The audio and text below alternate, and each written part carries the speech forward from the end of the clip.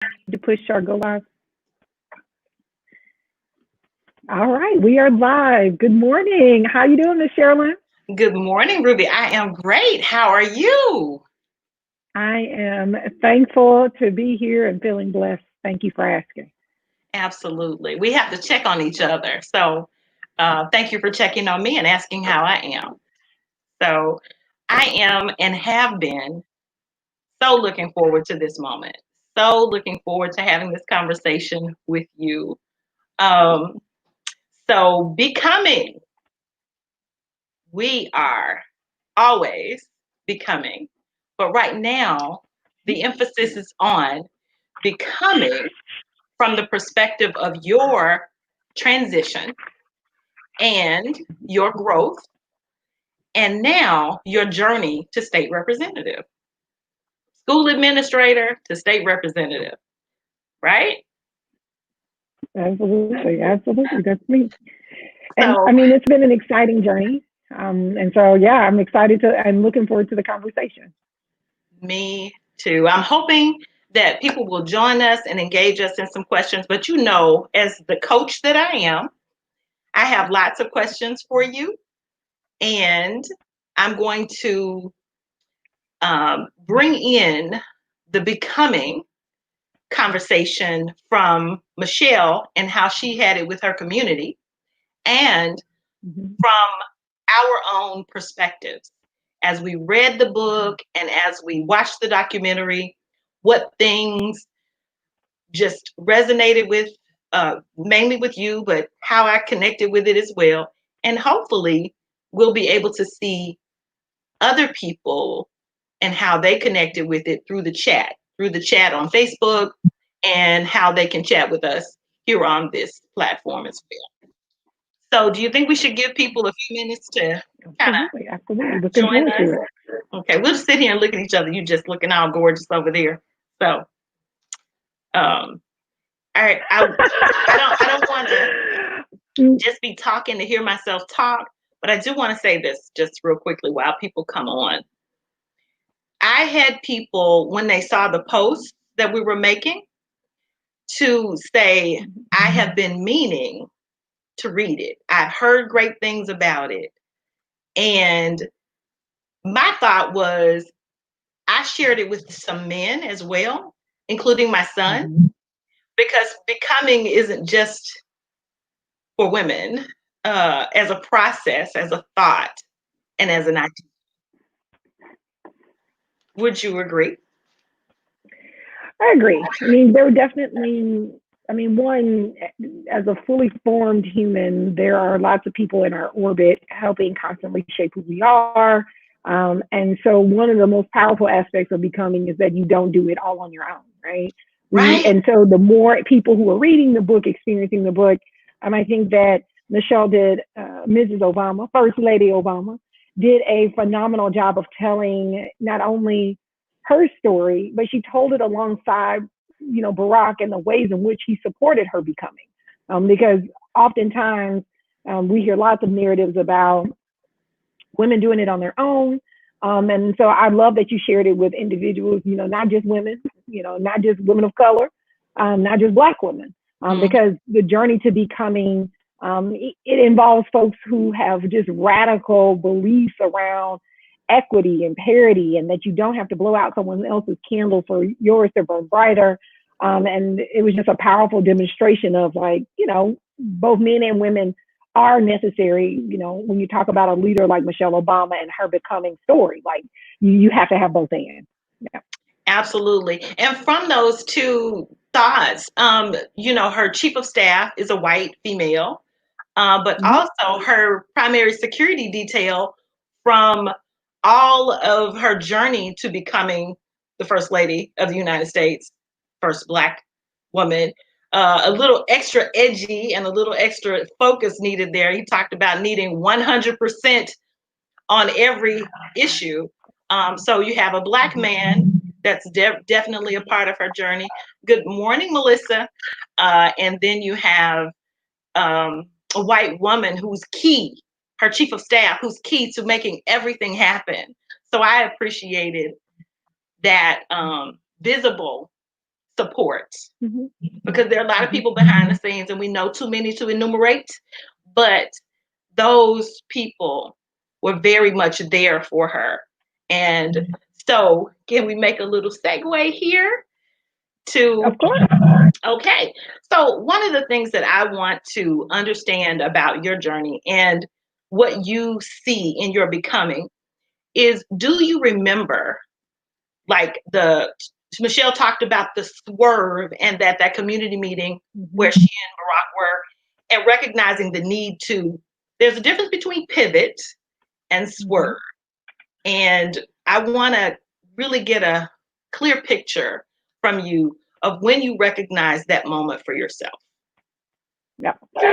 So, in relative to my journey, I would say like my definitely a swerve moment was moving from working. So I was a career changer before becoming a school administrator, and so I did my undergraduate studies in the College of Journalism and Liberal Arts and Science. So I studied both advertising and political science as an undergraduate and had a minor in secondary education.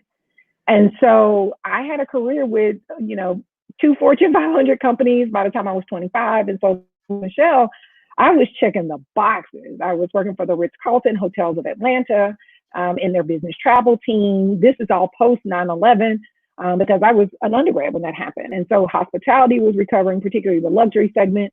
I mean, I was working with, I remember when Michael Jordan and his wife at the time, Juanita Jordan, came for their anniversary. So I'm seeing like the ultra wealthy and ultra powerful coming through our properties. And so I would say for me, that was a big pivot moment where I realized, we have individuals who, thanks to their skills and gifts and abilities, they're able to, I see like the great things that they're able to do. But for me, my calling was something greater, right? It wasn't just, okay, work my way up at what was the number one hotel in the world at the time. Like you would think I was successful, but I was miserable. Yeah. And so a big pivot for me was transitioning from, essentially a corporate job to the nonprofit space, the education space. And so that was huge for me. I started over. I had already gone to graduate school once already. I started at the associate level and worked my way up. And so that was a big pivot for me to realize that, yes, I might have skills and abilities. I've gone to, some of the best institutions in the country for academics, and I have all the right connections, but just making money was not transformative for me. That is not how I wanted to give my gifts in the world. And so that was the first big pivot for me. And I would say a big swerve was definitely coming back to politics. When you have, a career, a family, and you turn to your spouse and say, I think it's time for me to take a step into serving in this capacity. Part of the reason was because I saw the inequality in our schools. As a Black person, my experiences were so vastly different than that of my students. I worked at Fraser Achievement Elementary.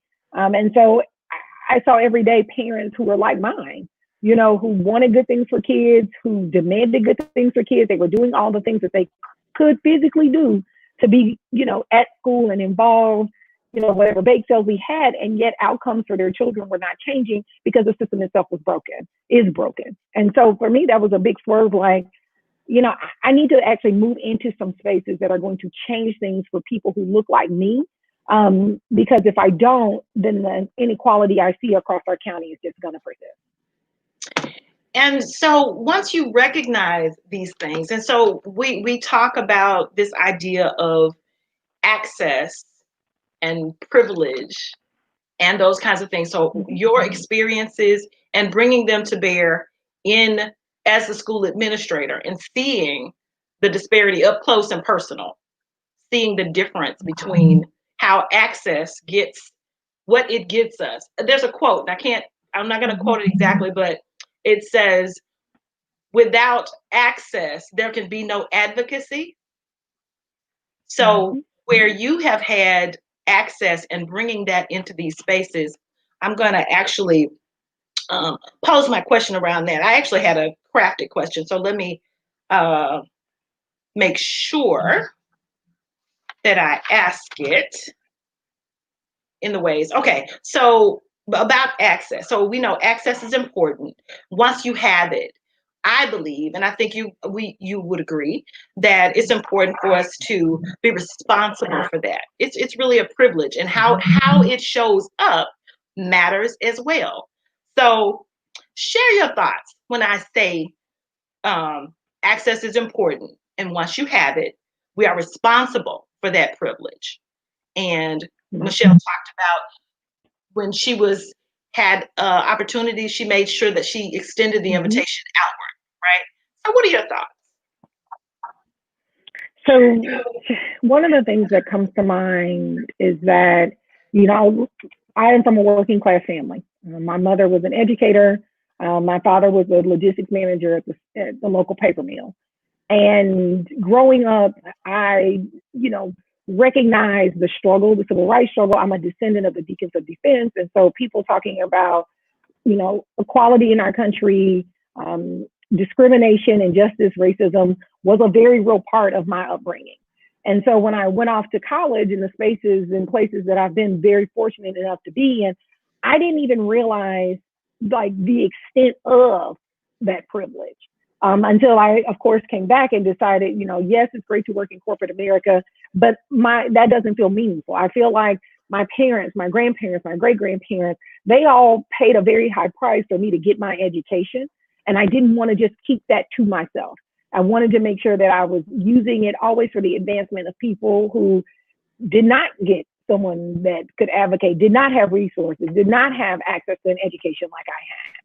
And so I think that's one of the things that, particularly right now in our country, especially for individuals like myself who are college graduates, who might be starting their families, starting their careers, but just you have access to resources, information, and networks. We have to bring those things to bear to address the issues, the systemic issues in our community.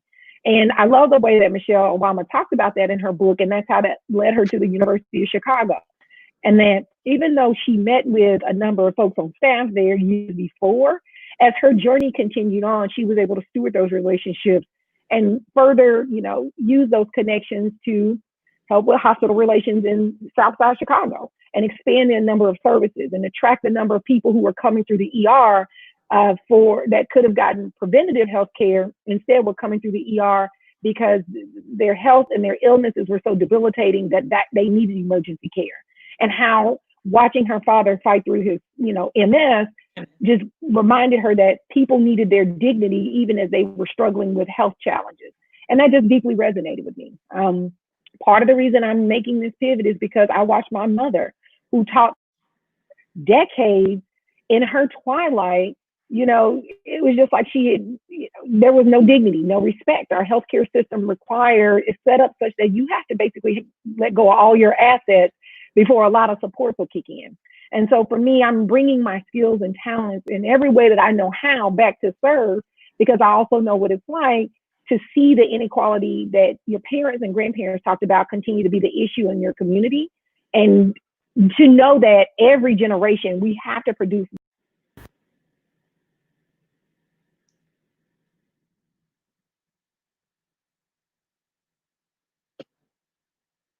I think we've got a little technical difficulty, guys. Good morning, Queen. Good morning, Katrina. Okay. Hey, Ruby. All right, I'm back. Can you see me? You are. I see you and I hear you. Yes. You were talking about the dignity and the loss thereof due to illness, debilitating health circumstances, and so forth. And you had my full attention. I just was like, what? So, do you want the internet just does what it sometimes. It does. Thankfully, we are resilient. We are quick on our feet, and we just kind of pop back in, which is what we do as women.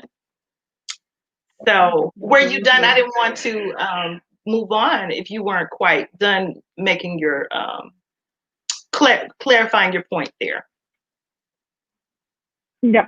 So just to close it out, I mean, essentially, every generation of African Americans in our country since we arrived on this continent has been about what can we do to prepare future generations to step in and be the leadership that we might need as a people, as a community, as women, we empowered women empower other women. And so for me, I want to come back. I am serving. I am proud to do the work that I am doing, because at the end of the day, that's what privilege is. And if you have skills and gifts and abilities that can better the lives of those around you, then choosing to use those for your community is a way to help ensure that some of the inequality and the systemic issue that we see from one generation to the next can end with us.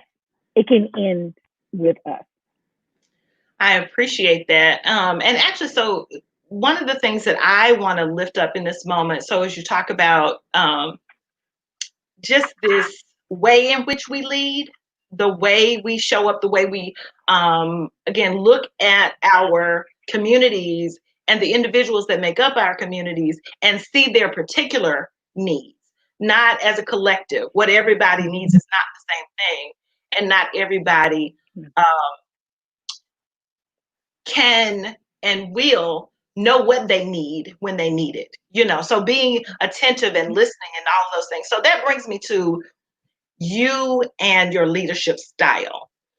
So one of the things I want to say to you, and I've said this kind of in a roundabout way, many times when I see you, I engage with you, Ruby, I am thankful for the aspect of your leadership that makes me feel most seen and heard. So that type of authentic leadership, it just seems to be in your DNA. It just is like, and I'm frowning, just because I'm deeply thoughtful about this, but every place and space I have experienced you. I have experienced you being down to earth, being very engaged, being a willing participant and worker, servant leader.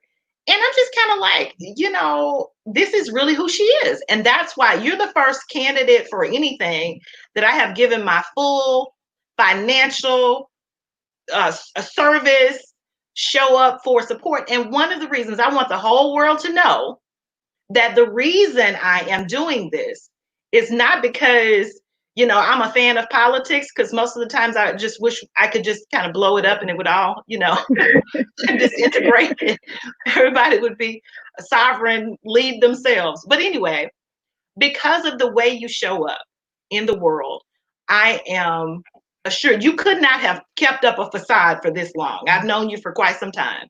So it is real. So I want to ask you would be I got two small children. You would be worn out. You couldn't do it. So it has got to be truly who you are. So how, what was the thing, or when did you begin to recognize yourself as a truly authentic leader in the community? Because I feel that I am as well. What you see is what you get. And I love that about you. I support you for those reasons. And I want to hear you talk about the moment when you recognized it in yourself. Yeah. So when I led my first sit-in in high school, because we did not have a Black History Month program, I think that's when and my mom was a teacher at my school.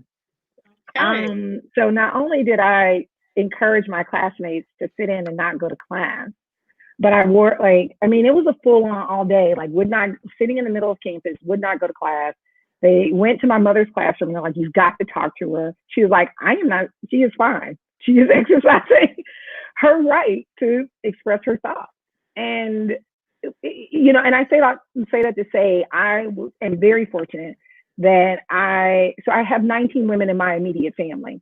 And I've always been encouraged and to one, you have to take care of yourself. You have to be very independent. You need to be prepared.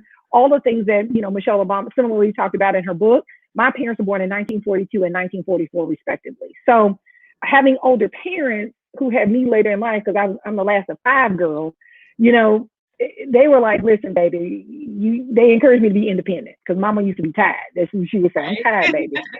So I say that to say very early on, I found my voice. I found comfort in using my voice. I remember very distinctly when I was going from middle school to high school, junior high to high school, and they incorrectly had put me in remedial classes. I took the bus to the school during the summer to meet with the guidance counselor. I was like, you need to correct my schedule. Here's proof that I've been accepted to the International Baccalaureate program, and you need to get my schedule fixed. My mother didn't even know, right? And so I had all these very transformative moments that affirmed for me, if I speak up, things will get better. It may not be perfect. It may be messy. I might be afraid, but I need to speak up. And I've continued to do that. Now, I will say that authentic leadership comes with a price because people value their comfort. A mantra that was told to me, two mantras that really resonate with me and that hold me accountable for always being authentic. One, the fish stank from the head. So if an organization is having problems, literally, though, she was the chief human resources officer for the Ritz-Carlton downtown properties. She was a woman who had worked her way up from housekeeping. And so she told me, fish stank from the head. If there's problems in the organization, you start at the top. And the other thing is that, you have to be willing to speak up, even in light of whatever is happening, even if it makes people uncomfortable. And there's a way to do that keeps the ball moving forward. So those are things that I just remind myself of. It's like, yes, this is uncomfortable. Yes, people like niceties, but we're going to have the conversation, even if it's messy, because when people are talking, you're actually able to make progress versus if you're not even willing to communicate and be authentic in your leadership and your vision for what you're asking people to do, then it's hard for people to know where they stand with you. So I try to model that every day. It's kind of the only version of me I know how to be. So I embraced it a long time ago. I love that. I don't know that I had an awareness at that age, but I think probably from the time I could remember being able to have full conversation with adults, I can remember being similar, but I don't agree. And is that back talk? Can I say that? So that brings me to just one of the quotes that we posted during the transition to becoming this moment in the conversation. When we talked about advocacy earlier, do you remember one of the quotes that we lifted up was Michelle said that she recognized that she, she would have to push for it, advocacy. Yeah. Otherwise it would not show up for her. So that this is not, a question. It's really more of a statement and a realization that at an early age, you recognized that you must advocate for yourself. And even if it wasn't neat and tidy and ideal in terms of how you went about it, you knew that it was necessary. And most of us don't get that message until much later in life because we've been told that we don't have permission to. It's fine when we stand up for others, but when we start doing it for ourselves, a lot of times it is challenged. Mm-hmm. And so we have to enlist those who do have access and privilege, whether it's an adult or someone who doesn't look like us or what have you, to get things moving in the right direction. And I appreciate that was your experience at even a young age, and that you showed up for yourself. I appreciate that. Yeah. My mother was very progressive. She was very progressive. So my mother also, she was a child prodigy. So she started playing the piano by ear at 3 and was like a pianist by the time she was 7. And so she skipped from 1st to 3rd grade. So by the time so I also went to college early. I was 17 when I started. My mom was 16. And so I also had, like, in the backdrop, my parents, I was the first person to not go to me and my sister were the first in our family not to go to an HBCU. So everyone had gone to Southern University in Baton Rouge. And so when you have a foundation of, multiple generations of educated Black people, people who are veterans in my family who had served in, since World War II, all the way up through at, that time to Desert Storm, you had to you have to know that you have to speak truth to power. And so I always like to share with folks that regardless of what it is that created your resiliency, it's nothing to be ashamed of, especially because we do need to advocate because people can't read our minds. And advocating doesn't mean that you are being confrontational. It's how you show self-love. I agree. I agree with that. And one of my favorite things to share with others about myself is I weaponize my joy and my ability to show up for myself. So when people are coming for me, I just again remind them like, this is what you're gonna get. This is what you're gonna get. I'm gonna be happy and I'm gonna do the best that I can with what I have, no matter what y'all throw at me, and I will be back. So pay Always. attention. So one of the things too that Michelle says in the documentary, and I can't remember it being a quote in the book or anything like that, but she talks about this idea of politics and leadership. And when they were censoring her and calling her, you know, out of her name and talking about angry Black woman and all of these basically just demonizing her because she was so different as a first lady, outspoken, and she had her own life. And she was a powerful individual and very outspoken. And I guess that was a kind of a taboo in even in heading towards the White House, because the fist bump during on the campaign trail and all those things, I think was where it began. And so she talked about this idea once you enter into politics, well, to me, any form of leadership, and I say it to the young people that I mentor, is that your life is no longer your own. It belongs to the public, your supporters. And even though you can guard it in some ways, you do have to kind of self-censor. You have to be aware that people are watching. I told a client one time that, you know, at this point, you're making some decisions about transitioning to the limelight. You have to live your life as if there are cameras on all the time. That doesn't mean be fake. That means be aware that the choices that you are making are visible to the world. And truly, what is done in the dark will show up in our communities and in your life. Somebody's watching, somebody's looking to take you down and to tell your business. And my philosophy is, baby, I just go ahead and tell it first. Yeah, I did that. It's probably a video out there somewhere, y'all. Just be mindful if you want me to come work at your church or whatever. I just tell on myself. So to you, one of the things that I would say when you think about, I love this thing that you say to me often and to the world, I'm not perfect. I've never been perfect. It is not my intention. So share more about that so people understand who you are, because you are a woman of excellence. I will say that, and I believe myself to be as well. But my goal and desire is not to be perfect and to bring my flaws and vulnerability to the world in a way that it is palatable and that they don't do me harm. So your thought. So, I mean, to your point, you know, it's no one is perfect. And I think that there's a lot of hurt sometimes and unmet expectations. And I think our world needs more emotional leaders so that you know that there's just it humanizes our experiences. One of the quotes that I have and reflect a lot on when I'm sitting down to write in the morning is, you know, we can't go backwards by fear. We have to move forward in hope. And when you move forward in hope, it allows you to see someone in their imperfections, but you see it in the sum of all of their contributions. In the book, you know, Michelle Obama talked about Barack. He wasn't perfect. You know what I mean? She talked about how our favorite president, you know, at times had to be very far away from her while she was, you know, going through her fertility treatment.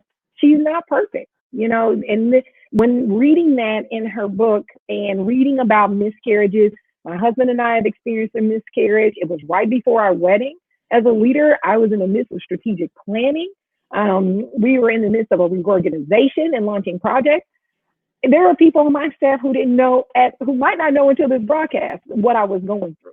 And so I think as leaders, you have to model that imperfection, because even in the book, she shared, and I had the same experience.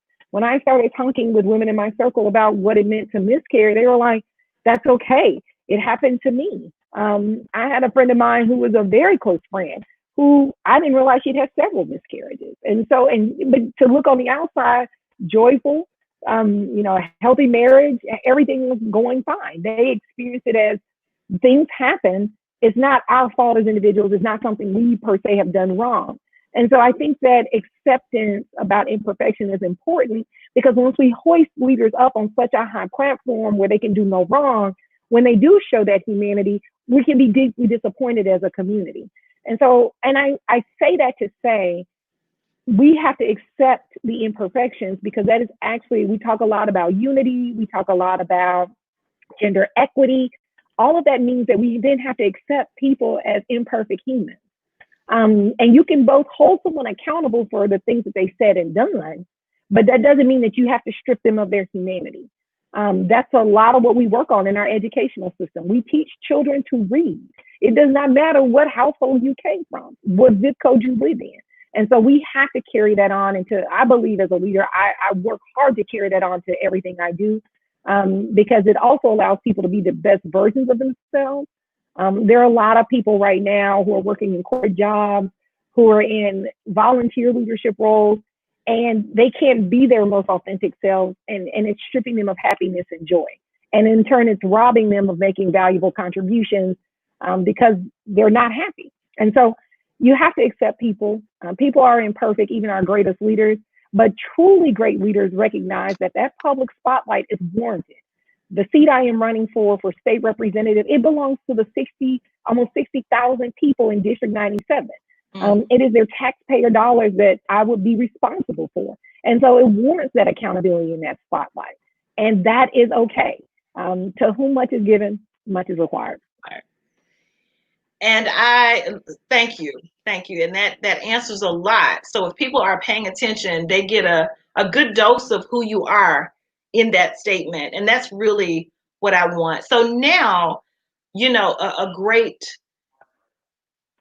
deal of who you are has to do with your being a mother, your being a wife, a daughter, a friend, all of these different things. So when you think about yourself and how you advocate for, I'm just going to say it, all things woman and womanly out there, reproductive justice, reproductive rights, all of these things.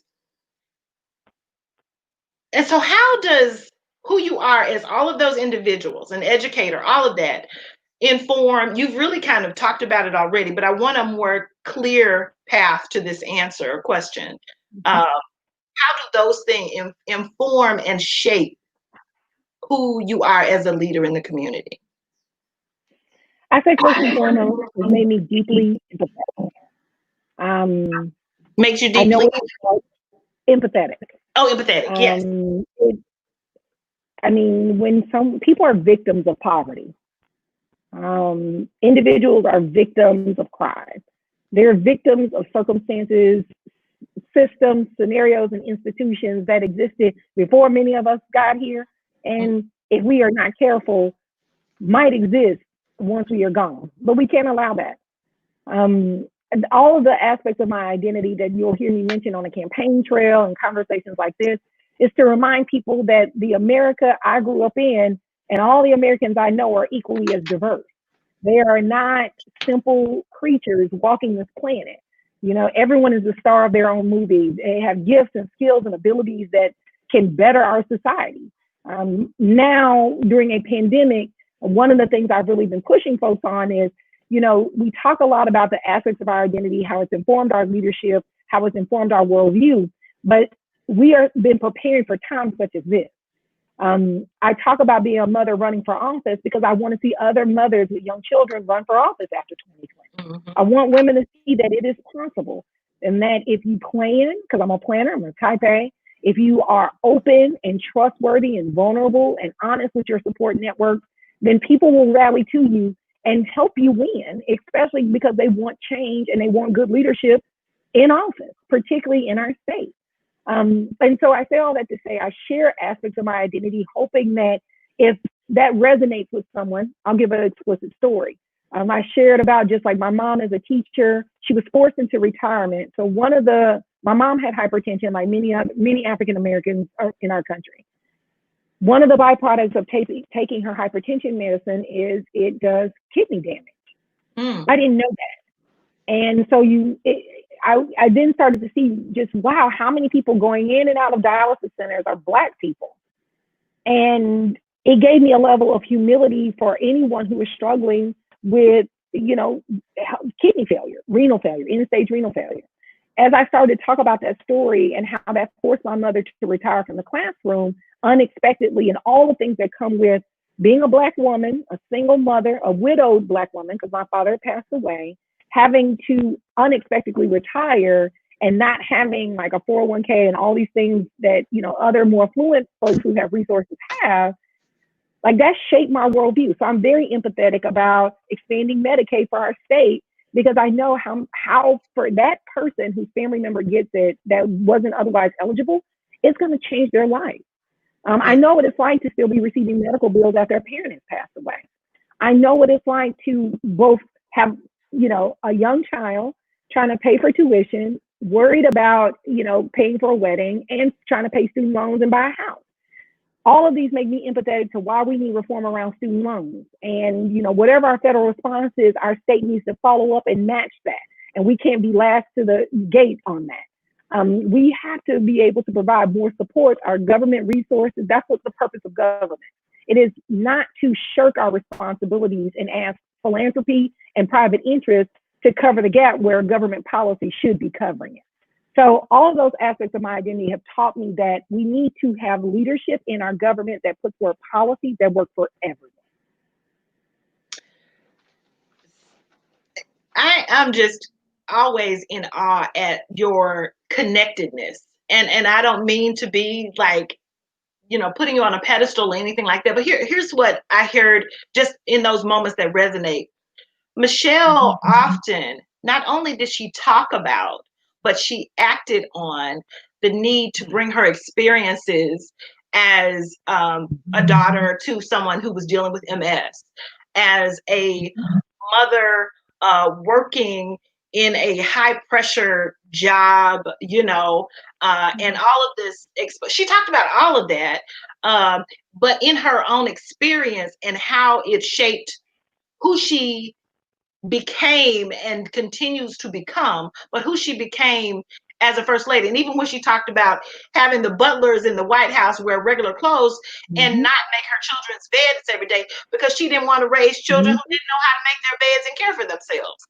So very practical, bringing your experiences into the moment with people. And the other thing, when you talk about debt and tuition and all of these these life-changing expenses that our young people are encountering, there's a need for reform. But the other thing that I wanted to highlight on her book tour, I think it was 34 states and places and spaces that she went into with the book tour. And I noticed everything had a community aspect. There were the elders, there were the women with children, and then she did a diverse one where there were white women and other women from other backgrounds that talked about the book and how they connected with it. And one, one of the white females, she talked about that her parents demonstrated, racist ideals, and then, but her being present with the book, she was able to see Michelle's experience and resonate with it, even though she's never going to be a Black woman. But that brings me to this impact for community. So there are young people who are watching you. There are young people who you've brought into your circle, not just millennials, but youth as well. And Michelle, when she did that, they wanted to understand how to show up for themselves before, I guess, the need arises. So in their transition to college, and she talked about this idea of knowing that you belong. Her counselor had told her, Princeton isn't for you, right? And in this space where the young people were, there was a response that said, how do I do that? How do I know? How do I identify that I belong when the world is telling me that I don't? And then I'm going to talk about the seniors in just a moment, but I want to ask you, so at that moment, that part of the community was her focus. She showed up for the young people and they showed up for her. Yep. I mean, it's just fact. I mean, people, you know, each of us need different things in order to be successful. Mhm. And meeting the diverse needs of young people, it takes a lot of time, energy, and capacity. And you yourself have to be in a very grounded place of self-acceptance, because it's also about authenticity. Because, you know, most of, you know, especially young folks, they'll be like, you know, what are you doing? Like, What's up you with want it that? to be Right. meaningful. Yeah, how can you decide that? And so Right. I think one of the things that I took away from the book, and something that I, you know, prior to reading her book, tried to be very intentional about, because I learned this leadership lesson very early on, is that when you are supporting someone else, let it be about them, right? Not your, yes, they need to meet expectations. Yes, you need to hold people accountable. I think that is how you help someone be successful, by holding them accountable, but celebrate them along the way. That's a tough leadership lesson, because it means that you have to slow down enough to see the good in what everyone else is doing. And in a role like being first lady, in a role like being a hospital administrator, a role like when she was executive director at Public Allies, it's hard to slow down, because you're the top, you know, and people have an expectation of how you should operate and what you should be being and doing when you're at the top. So that's a challenge that I think she mastered wonderfully. I think it's, you know, as the book went on, it talked about why she was successful as a surrogate on the campaign trail. And even as I think about my own journey, like my student who I started working with her when she was a junior in high school, she sang and performed at my campaign kickoff. She's an aspiring songstress. And so just moments, every step of the way, you know, as I am climbing, I am bringing folks with me. Because who knows, maybe someone sees that and that's her big break. I am happy for her. I want her to go on and be very successful. And so we can do that in places big and small. But you don't have to wait until you got the big job or the big title to do that. You try to be transformative along the way. And then the last thing I'll share is, even on the campaign trail, I've tried to do that. As we have had to reimagine what organizing looks like, because we can't safely be on doors, there's a pandemic. I've tried to work with candidates, not only in Shelby County, but across our state, to say, how can we make sure that, because we all want the same thing, that we are working together, demonstrating right now when it counts, that we care about unity, that we care about getting smart people together to address complex problems. So you don't have to wait. Another leadership lesson I got, you know, you grow where you plant it. And so Michelle showed a beautiful arc of how she grew everywhere she was planted. She fully served everywhere she was, and that continued to open doors for her and Barack all the way to the White House. And I definitely agree with that. And how we recognize the moments, those lessons, and then demonstrate them out to the world. That's the key. Because a lot of people are getting the same lessons. They're just not owning those lessons. So I want to just kind of go to the seniors for a moment. And when one of the community meetings, it was held at a church, and Michelle asked them, give me some advice. And they did. They all gave her some advice. And one of the ladies said, this is the time where you get to figure out who you are again. This is the time where you get to, and I'm going to just use my own words here, reimagine yourself. And I love that. So I'm going to shift over to this advice. We are all becoming. We never reach really the end of a journey until we leave this place called Earth. And on the other side of that, who knows what's going on? But in the becoming moments, so I have this question. So, what advice do you have for women who are becoming, particularly young women, and even women at that transition point where life has said to them, "You need to take a seat now"? So, both perspectives. You have lived it vicariously, I guess, through your mom and her experience, and then through even the story you just told about the young lady. What would you give in terms of advice? One, give yourself grace. It is in the places of pretty substantial discomfort that you actually have the most growth. And so if you're experiencing a tremendous amount of discomfort, then you're growing. And like, that's good. Because then, if you find yourself too comfortable about, everything that's happening in the world, everyone around you, then you have to stop and say, okay, it's kind of like a play on that saying, if you're the smartest person in the room, maybe it's time to find another room. Right. Uh-huh. And so it's like, Yes. as you are becoming, discomfort is a part of it. And if you find yourself around, you need to surround yourself with people who understand that discomfort you're feeling is your growth. It's not a form of brokenness, right? Because a lot of times we'll frame growth and the messiness of it as, oh, that person is broken or they ain't got their stuff together. And that is actually the opposite of that. And that's something that for me, as I think about the younger version of myself, I didn't give myself a lot of grace. I mean, I at times am my absolute harshest critic, and that doesn't serve us. Like speaking positively to yourself, positive messages. You need to get up and say things like "I love you," all of that to yourself, because if you are not filled up, when you come to that moment of discomfort, it'd be easy to shut down. This is too hard. And it feeds that negative self-talk. So you have to give yourself grace and just recognize that, growth is uncomfortable. Growth doesn't mean that, reason and season. Some people can't go with you. What got you here may not get you there. And that doesn't mean that anything was broken. It's just a part of becoming. Absolutely. And I love that. I'm actually about to read the book. I just got it from a colleague and friend of mine yesterday. What got you here won't get you there. And so yes, I have it right development, here. self-development, professional development, all of those things. Actually, I'll shout him out. Kevin, thank you, Kevin Wren. But one of the things that in this idea of becoming and everything that you've shared and all of the thoughts here, I have some sentence finishers that I want you to do for me. So first, I am becoming more comfortable with. I am becoming more comfortable with being a mom. Being a mom and being a candidate has been challenging. And at times I am like, I had a vision in my head of what I thought mom should be. Yeah. I feel like Michelle talked similarly about her understanding her perception of her mother and how it changed when she became a mom.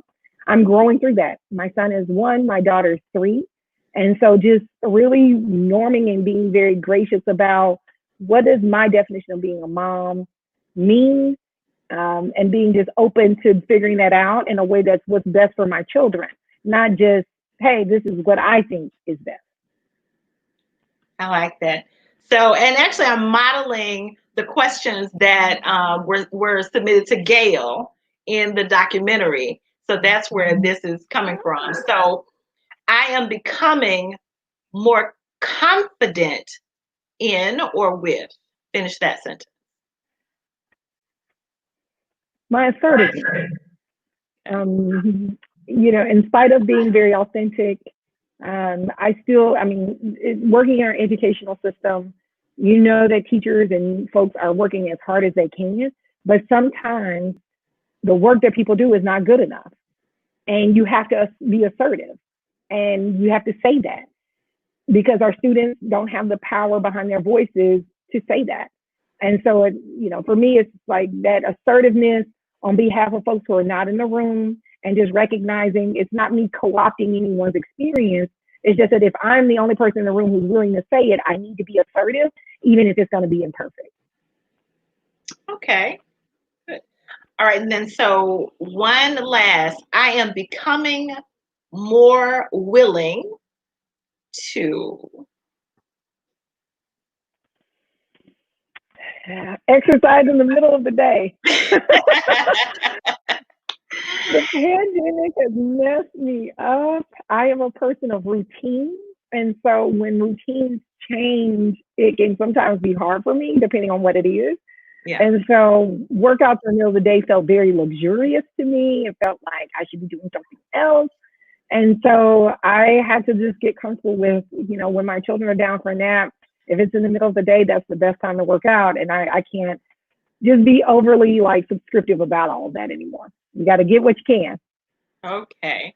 More willing. So that speaks to your need to be your endurance. You've got to take care of Ruby, because we need Ruby to be able to run this race with patience and grace. I'm rhyming. Look at me. Uh, run this race. I mean, the life race as well as the political race with patience, grace, as you said, you're extending to yourself, and to come out on the other side more of Ruby and not less, because you took care of her on the way. So I want to ask this question. What are you most proud of becoming on your way to state representative? On your way, as you, not just the lessons, but what are you most proud of becoming? I know motherhood, but step away out into the arena of challenge, being censored, Black woman, too aggressive. What are you most proud of becoming in your character? I think you were breaking up just a little bit towards the end. Can you say the end one more time for me? So not just, I know, so my most proud moment is becoming a mother. You know, I'm most proud because I didn't really have any educational or career aspirations. I wanted to be a mama, and I wanted to be a good one, and everything else took second place to that. I chose a career that would provide me opportunities to do that. So we know motherhood is important for you, but the most important part or aspect of yourself in your character on your way to becoming state representative. Yep. So I would say, like, the thing that, I mean, there are a lot of things I'm proud of. I don't know if I have one thing that I'm most proud of. But I would say, like, just being here in Memphis in itself is actually something that I'm really proud of. I, moved to Memphis sight unseen. It was truly a spiritual calling, if I want to be candid. I had job offers in different cities. I just knew, and I remember praying about, Lord, I want to go wherever I can do the most good and I can be of the most service. I don't know where that is. I want to go where the work is. And my good friend at the time was like, you got to take the Memphis job. I had not visited the city. I moved here sight unseen. But from the very moment I arrived, I knew that this was my home in a way that other cities that I've worked in, Atlanta, I worked outside and lived outside New Orleans. I grew up in that area. And I love all my people, my relatives, and all the friends I have in all of those places. But Memphis just felt different, and it felt like home to me. And so I'm proud to be a Memphian. I'm proud that my journey, my academic journey, my professional journey, my personal journey has led me to this moment. The fondest memories I have as an adult, most of them are here in this city with the people that I get a chance to see and support and work a lot alongside all the time. So that might not seem like a huge deal, but with all things considered, the number of like universities I've been to, for me being here and everything that's gotten me to this moment is what I'm proud of. And I'm just excited and because the journey has not been smooth. Let me be very, very clear. It has not been smooth. I can imagine. And the work to get here is hard. But I'm proud because I know that it led me to this moment to be right here where I'm at right now. So in that moment, so I'll just say for me too, I always joke, I was interviewed a couple of times, one on the paper and then one somewhere else. And I said, I chose Memphis and Memphis chose me back. And so when people are trying to court me away from Memphis, I say my calling is here, my purpose is here. And I don't know that I feel like it's going to be done anytime soon. So I have to be diligent and continue my commitment. So I am glad that you are here. And as we wrap up this conversation, I want to, first of all, thank you for your leadership. I want to thank you, not just for your leadership, but for showing up in your most vulnerable, in your most authentic, in your most connected and well-engaged self for the community, for me.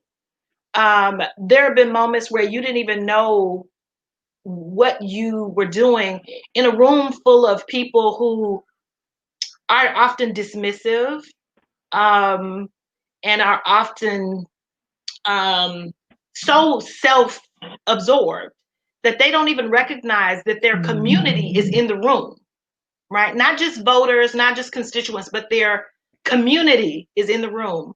And I've always felt, as I said when we began the conversation, seen by you, heard by you, and connected. That eye contact that you give, that beautiful smile, those things have been consistent no matter where I see you. I haven't run into you at the grocery store yet, but every space and place. And if there was something I wanted to give as advice to someone becoming, particularly if their goal is politics, if they aspire to a leadership role in politics, be with who you with.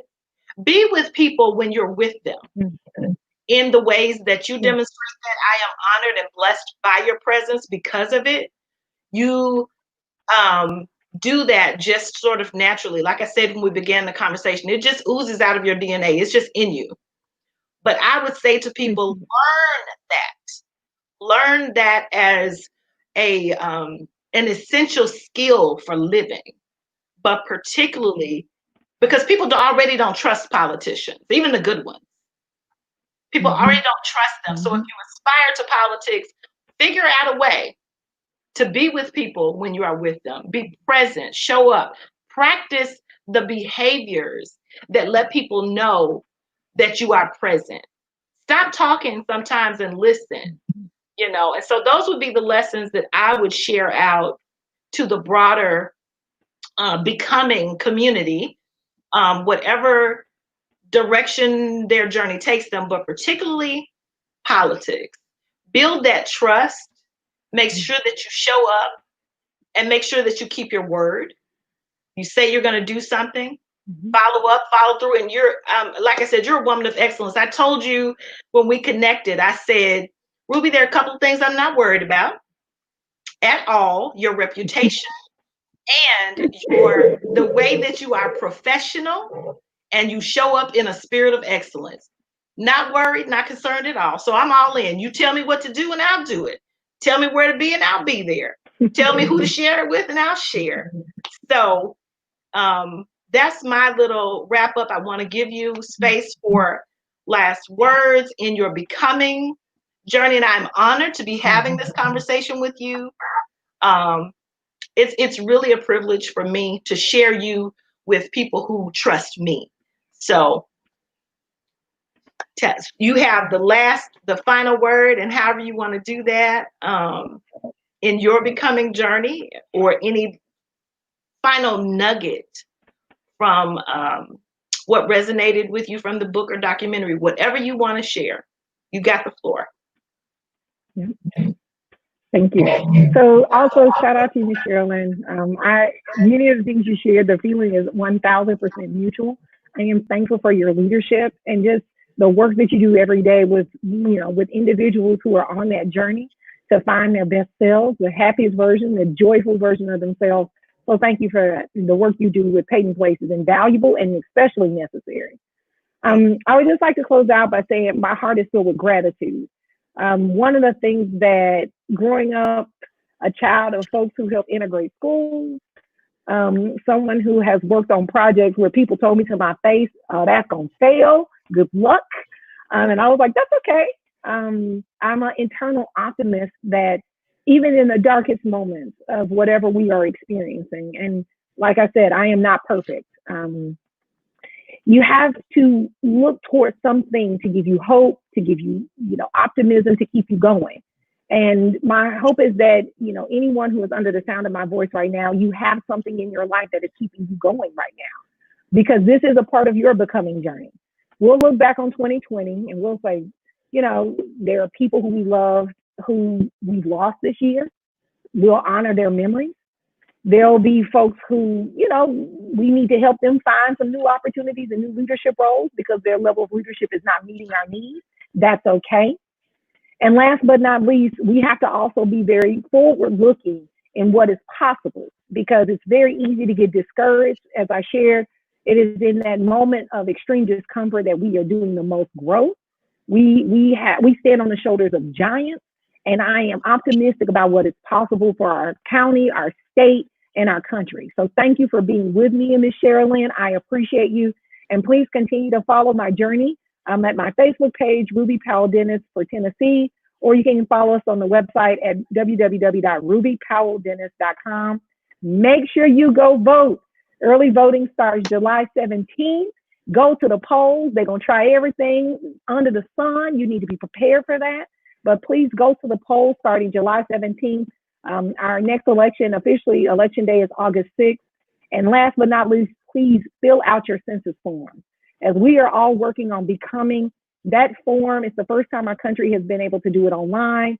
Right now, communities of color are trending behind in terms of our submission rates. So check in with the people you love and care about. Make sure they complete their census form, because when I'm elected, your completion of the census form is going to give me the resources to do the things that I said I'm going to do on the campaign trail. So I need your help now so that I can fulfill those promises later. Thank you. Thank you, Ruby. And that's a wrap on Becoming. This has been a delight for me to be with you. And as you all said, follow Ruby on her journey. I follow her, and y'all follow Payton Place. Most of y'all are already doing that, so thank you. Thank you. Talk to y'all soon. Bye, y'all. Thanks for joining us.